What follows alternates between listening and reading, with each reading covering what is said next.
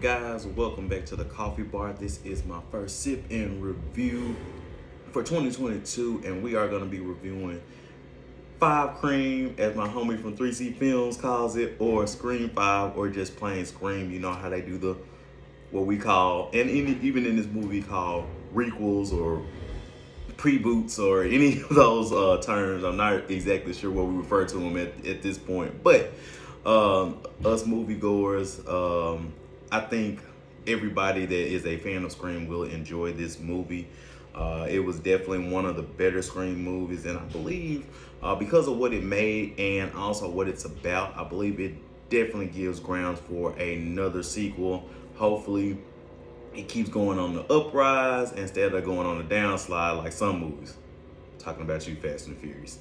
But let's get into this movie. And also, if you guys want to know how to make this drink, it is for my homie Wes. He did pass not too long ago, and this is the first Scream movie that he did not direct. This is called the Ghostface, and I will be posting a video on how to make it. So yep, you guys go check out that video as well. It's pretty good. But let's get into this movie, guys. Like I said before, this movie is really good. I'll tell you my rating at the very end, and I'll tell you kind of my thoughts at the end. And I definitely want to make sure that you guys tell me what you guys think as far as the movie itself. I've seen it twice now, and it's pretty. It still holds up. It still holds up. Sometimes the who done it kind of gives you a whoa, what's going on. But even after knowing who Ghostface was and what the motives were, I still was able to enjoy the movie. Much like the first Scream and the second one, I would actually put this up there top 3 Screams, as a matter of fact. So definitely better than the third. So don't worry about that. And as far as pre-boots or requels, I would say this is one of the better ones. Outside of the first Halloween that came out, not the second one, this past one. I will say the kills in this are very brutal, very gory. So this is gonna be a mild spoiler review, not too much of a reveal. But I will say this: it's definitely worth seeing in theaters. It's definitely worth seeing in theaters. But if you want to wait till it comes out, if you want, want to feel a little bit more safe, I know the COVID is really out, but. Yeah, it's I would say it's still if any way possible, go ahead and check it out at a movie theater. When I went to see it, it was barely anyone in there, so we were definitely 6 feet apart. We wore our masks, and it was pretty cool to go see.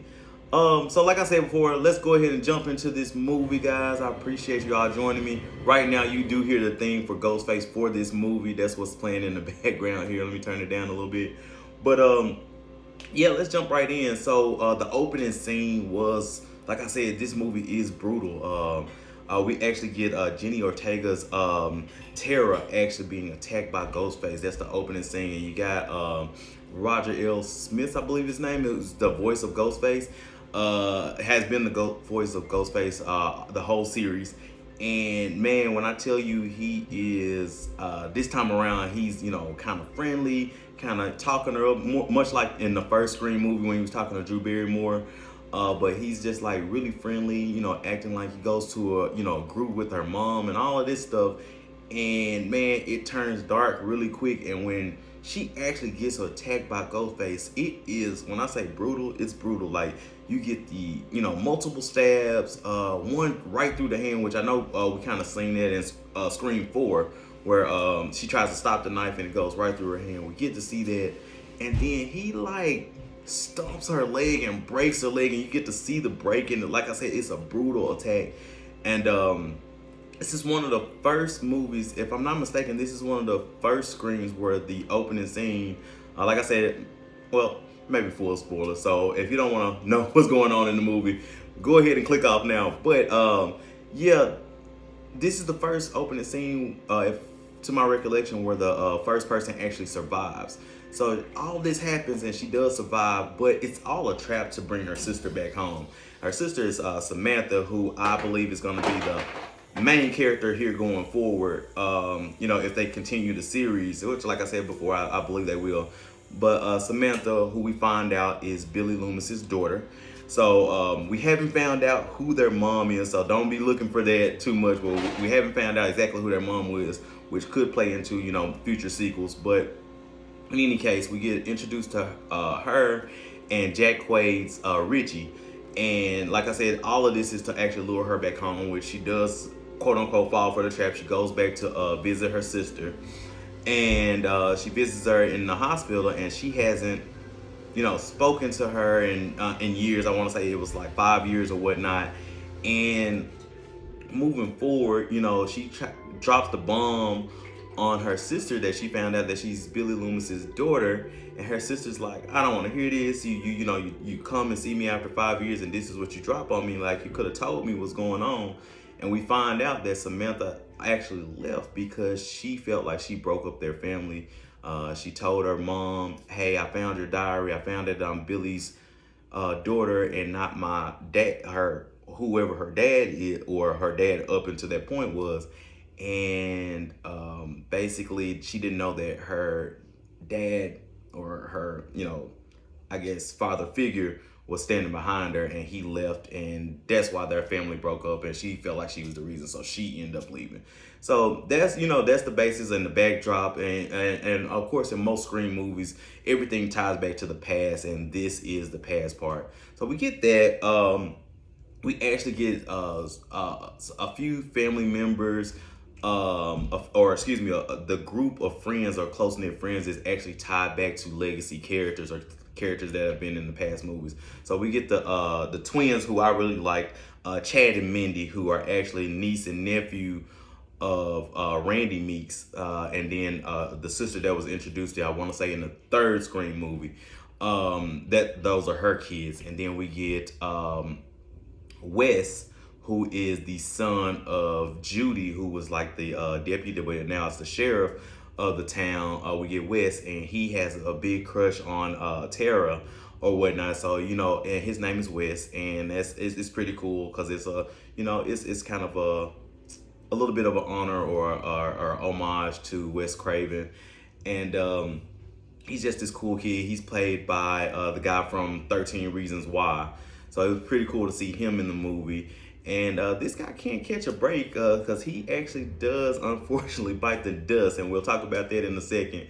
And on to the rest of the group of friends, we have Chad's girlfriend, who is kind of playing the whole, she doesn't want to have sex thing. So we have that kind of going on right now.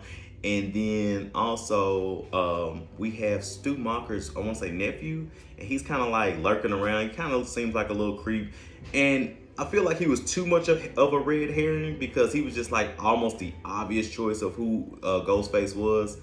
But proceeding through, like, this movie does a really good commentary on fandom and how it can get a little bit too serious, and sometimes it can be very toxic. To the point of where people get, I feel like they force their opinions on other people. We've seen fandom bully actors, directors, or writers on, they didn't like the way they did the movie, this, that, and the other. But at the end of the day, guys, we definitely are entitled to our opinion. But this movie is all about how that can become very toxic. So it's a very great commentary. It's very well written, as a matter of fact. But on to some of the kills, man. Like I said, some of these kills are very brutal. Like we see, unfortunately, the sheriff Judy, she meets her end. Very brutal in broad daylight. I'll let you guys check it out. Wes meets his end right behind her, and like I said, it was very brutal as well. Like when Ghostface is finally revealed, kind of skipping to the end here, when Ghostface is finally revealed, we get to see some of our legacy characters come back. Dewey was actually had a lot to do with this movie, and I like the way they did his character arc as the the retired sheriff that couldn't hack it in a big city. I like the way they did it, but unfortunately, he bites the dust, right before Ghostface is revealed, and Ghostface even whispers to him, "It's an honor," because I mean, let's face it, like I think he's been stabbed in every Scream movie. I know first and the second one for sure. I know he was beaten in the fourth one with a bedpan. So he survived a lot of bumps and bruises. But this time around, he unfortunately didn't make it. I'll let you guys watch it to see what exactly happens with that. But he is. I like this character arc. I like the way he was included in the movie. Now, Sydney and Gail, I honestly, I know some people are saying that they didn't have enough in the movie, but honestly, I like the fact that they kind of let this movie ride on the new characters instead of like having the legacy characters kind of lead the charge or whatnot. I really liked how they brought Sydney and Gail in. How Dewey tried to warn Sydney not to come back, but she ended up coming back anyway. Unfortunately, after his demise, I mean, of course, she had to come back after that, and she does definitely help with the end. Now, like I said, the revealing of Ghostface was unfortunately the boyfriend of the main character, which is seems like a ploy on the first movie. But we do get to see that it does end up being Richie, and it does actually end up being the girlfriend of Tara as well. So you get the boyfriend of one sister and the girlfriend of the other sister.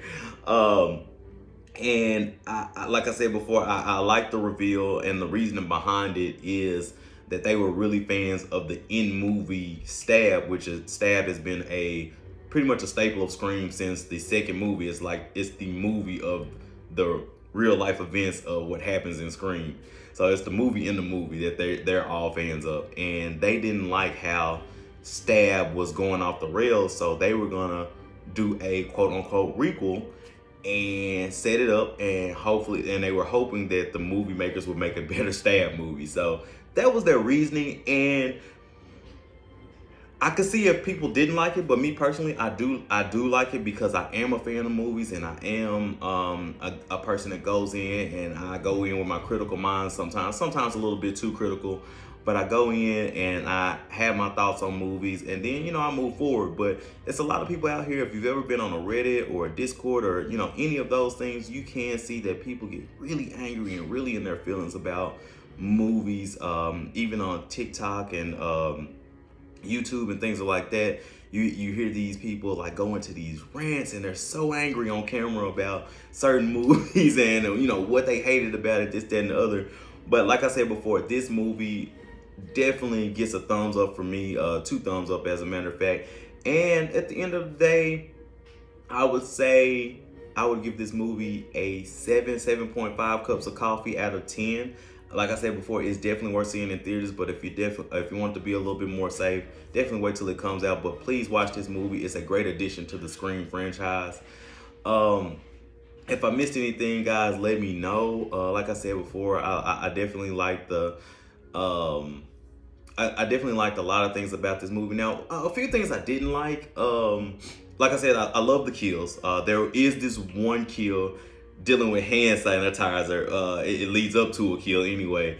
Hand sanitizer and a stove burning somebody. You'll know when you see it. It's pretty hilarious with the whole COVID thing and the hand sanitizer, but it was absolutely crazy how that worked. But like I said, I love the kills, but the things that I didn't like, the Billy Loomis ghost kind of looming over the main character. I could have took or left it. Skeet Ulrich coming back with the de-aging and the makeup, it was okay. But the fact that he kind of kept coming back, and they kind of made him into more of an anti-hero in this, like where he was just kind of telling her, kind of embrace your the killer inside, this, that, and the other, and you don't run from this, that, and the other. I could have took or left it. Jack Quaid as the killer. I know some people say it was a little too obvious, but me personally, I thought it would have been twins. Because the one killer just seemed like ridiculously huge, and I thought it was gonna be the male twin. One thing that I guess I kind of liked but didn't like. I'm kind of being a hypocrite here, so don't do me too bad in the comments. But the fact that so many people survived the attacks, we had a lot of people surviving attacks in this movie, and you'll all see a lot of people getting attacked and then surviving after the fact, and you're kind of like, I don't know if they should have survived. Yeah, that was a lot of stabbing, but I I did like the fact that everything went back to Stu's house. Like when you look in and you see everything happening, you get a basement scene in Stu's house, just like in the first movie. You actually see that there's a party going on in the old Stu's house, and it's actually pretty much a really good callback. If any of you have ever seen New Nightmare, that was also by Wes Craven. New Nightmare was basically a little bit of a reboot, one of the, I would say, first reboots or retellings of the story of Freddy Krueger. If you haven't seen it, go check it out. But there was a scene where um, everything went back to the original house of the main character from the very first Nightmare on Elm Street.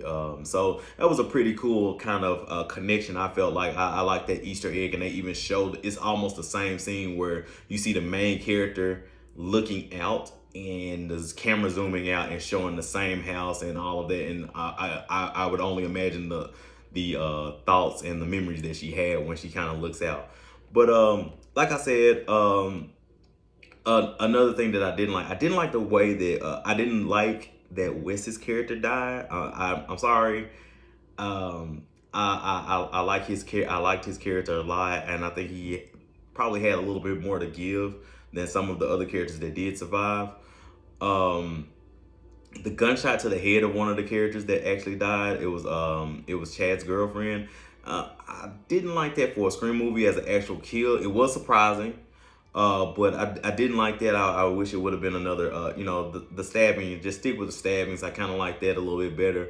But in any case, like I said, there's not much to complain about this movie. For it to be a prequel, preboot, reboot, whatever you want to call it, for it to be that type of movie, I really don't have too many complaints about it. I enjoyed it way more than I enjoyed the last reboot or prequel, which was The Matrix. I enjoyed this movie a lot more. So like I said before, go check it out. I give it a 7.5 cups of coffee. Like, share, and subscribe, guys. And also, if you want to go ahead and try to make the Ghostface, the video will be up as well. Check it out. It's really good. Guys, check me out on TikTok at Drink More Coffee, and also check me out on Instagram at a 5 Cup of Coffee. I give all the movie news. I make drinks, so we're all here and enjoying these sipping reviews. My next movie, I haven't decided which one I'm gonna do just yet. I know Morbius is coming out at the end of this month, so it's gonna be between The Kingsman and Morbius. So be on the lookout for one of those sipping reviews. And like I said, like, share, and subscribe.